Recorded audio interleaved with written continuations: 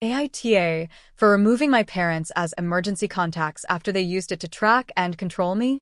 I, 27F, finally removed my parents as emergency contacts from everything last month. My mom called it cruel. My dad said I was being reckless. My whole family says I'm overreacting. But they don't know the full story. They don't know how many times my parents have used emergency contact status to access my private information, to show up uninvited, to control my life under the guise of safety. I thought I was crazy until my therapist said the word that changed everything.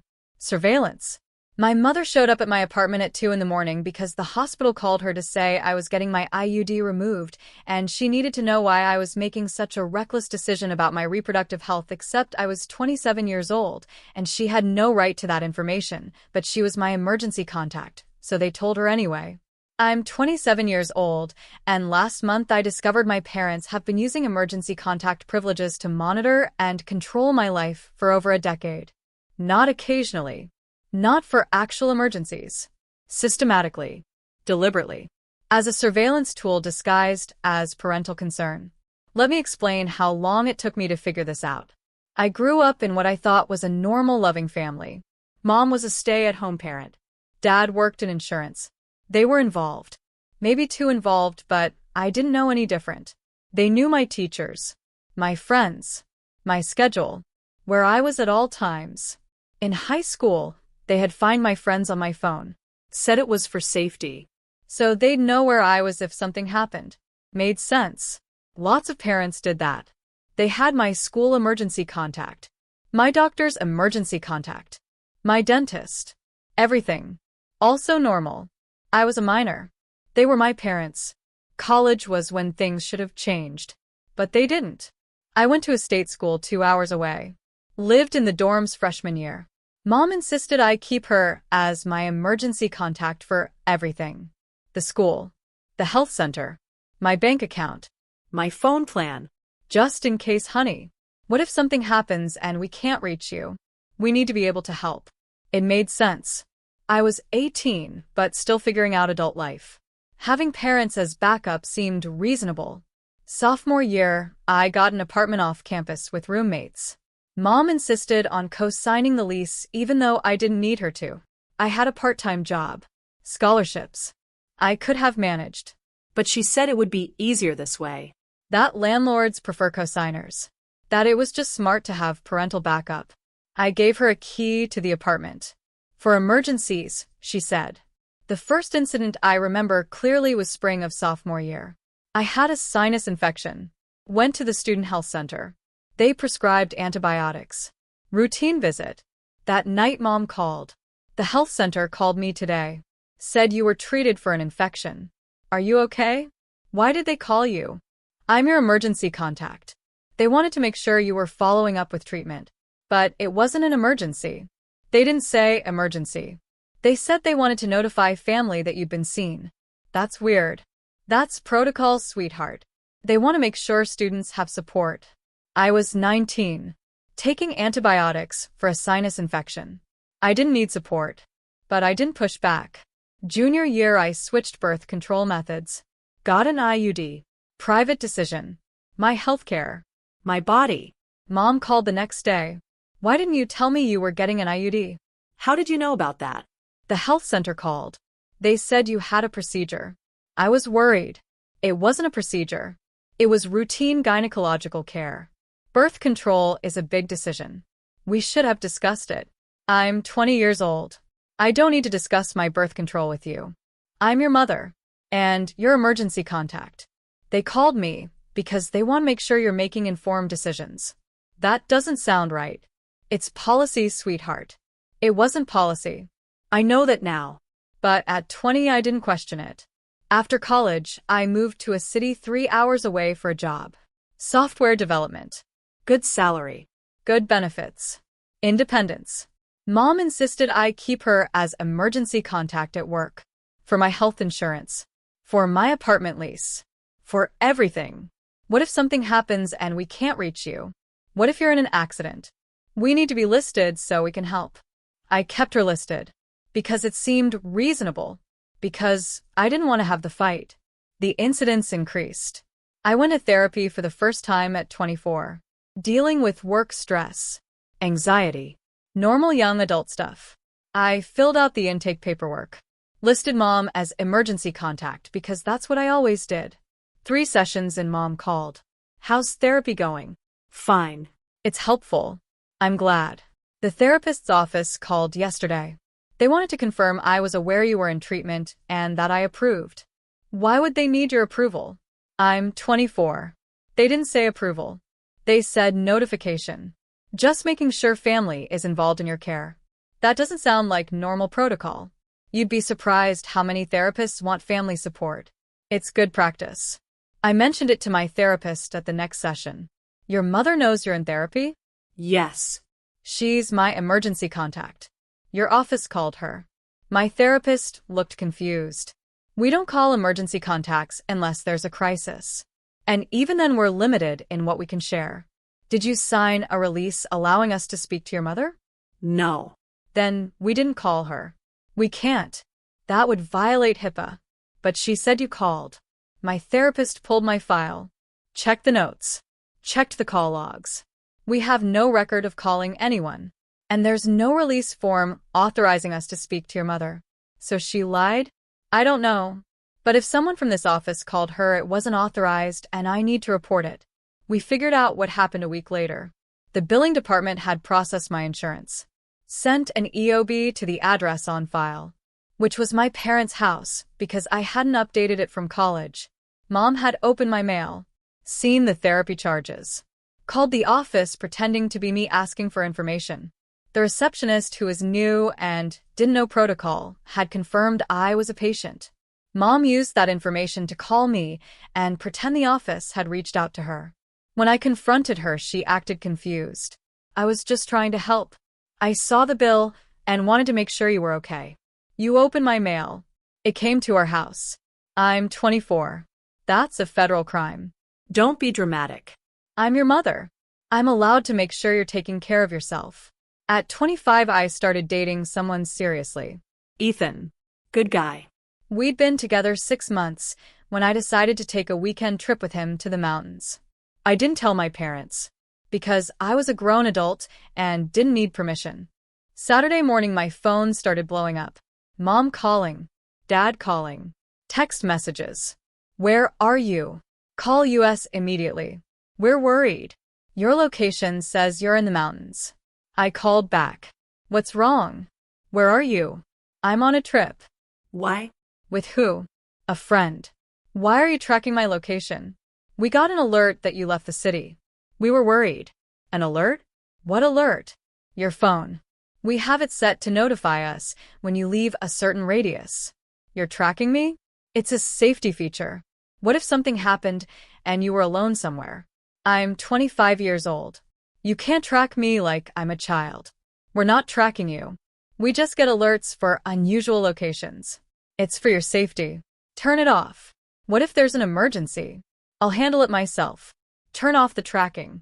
There was a long pause. We can't turn it off, she said. It's part of the family plan. If you don't want us to see your location, you'll need to get your own phone plan. So I did. That week. Got my own plan. My own phone number. Removed them from Find My Friends. Mom cried. Said I was shutting them out. That they were just trying to keep me safe. Dad said I was being reckless. That young women need family looking out for them. I held firm. At 26, I had a medical procedure. Outpatient surgery for a minor issue. Nothing serious, but required anesthesia, so I needed someone to pick me up afterward.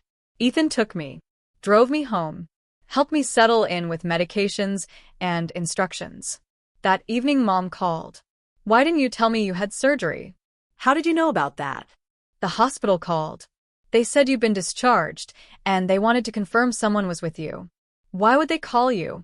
I'm your emergency contact. For what? I'm 26 years old with my own insurance. You never removed me.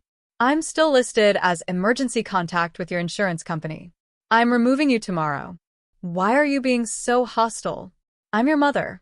I have a right to know when you have surgery. No. You don't.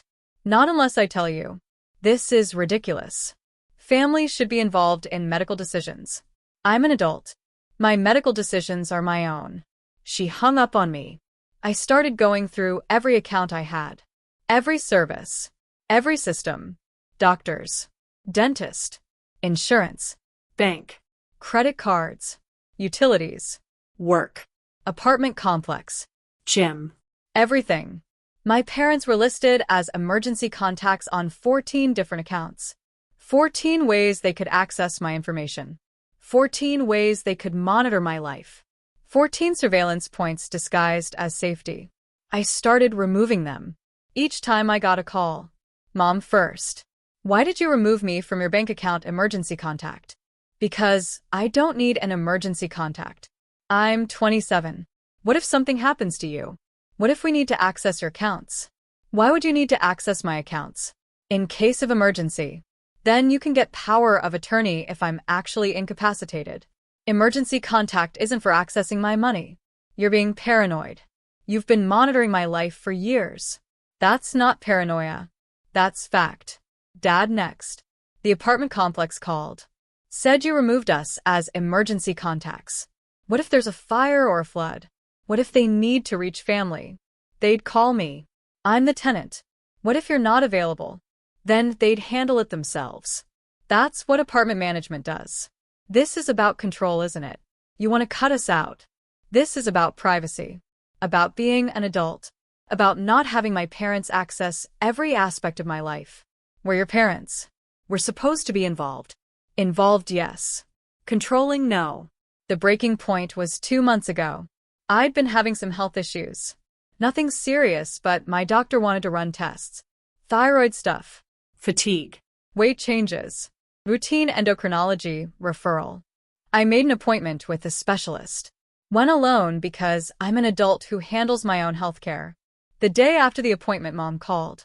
We need to talk about your thyroid. Excuse me? The endocrinologist's office called. They said you were tested for thyroid disorders and they're concerned about the results. How did they call you? I removed you as emergency contact from everything. Silence. Mom. How did you get that information? Your father. He still has access to your insurance portal. He checks it periodically to make sure you're taking care of yourself. He's accessing my insurance information without my permission? He's the primary account holder from when you were on our insurance in college. When you got your own policy, you transferred from our plan. He apparently still had the login credentials, and the company never removed his access. That's illegal. That's family looking out for each other. No. That's unauthorized access to my private medical information. That's a HIPAA violation. That's possibly identity theft. You're being dramatic. I'm being accurate. Change the password. Remove Dad's access. Or I'm filing a complaint with the insurance company and possibly the police. The police? Over us caring about your health? Over you illegally accessing my private information. She hung up. I called the insurance company immediately. Explained the situation. That someone had been accessing my account without authorization. They investigated. Confirmed that login credentials from my old account were being used. That someone had accessed my claims information multiple times over the past 2 years. They reset everything. Gave me new account numbers. Flagged the old access as fraudulent. I called a lawyer. She listened to everything. The tracking. The emergency contact abuse. The insurance access. The open mail. The unauthorized information gathering. This is concerning, she said. This pattern of behavior goes beyond normal parental involvement. This is surveillance. This is control. Can I do anything about it? You can document everything. You can cease all unnecessary contact. You can make sure every single account and service has them removed as contacts. You can file police reports for the mail tampering and unauthorized account access. You can pursue civil action if you want. Would any of that work? Maybe. Maybe not. But you can definitely protect yourself going forward. I removed them from everything. Every single account. Every service. Every point of access. Changed all my passwords. Enabled 2-factor authentication. Updated every address. Made sure nothing went to their house. Told my apartment complex in writing that my parents were not authorized to access my apartment or any information about my tenancy. Told my employer's HR department that my parents were not authorized to receive any information about my employment. Told my doctors in writing that my parents had no authorization to access my medical information and any attempt to do so should be reported. Built a wall. A complete information barrier. The response was immediate. Mom called crying. You've shut us out completely. You've made us strangers. We're your parents. We have a right to be involved in your life. You have a right to the information I choose to share. You don't have a right to access my private accounts and medical records. We were just trying to keep you safe. Safe from what? I'm 27. I have a good job, a good partner, a stable life. What exactly am I unsafe from? Life. Bad decisions. Mistakes. So you've been monitoring me because you don't trust me to live my own life? We trust you. We just want to be there if you need us. Then I'll call you if I need you. But you don't get to surveil me to decide when you think I need you.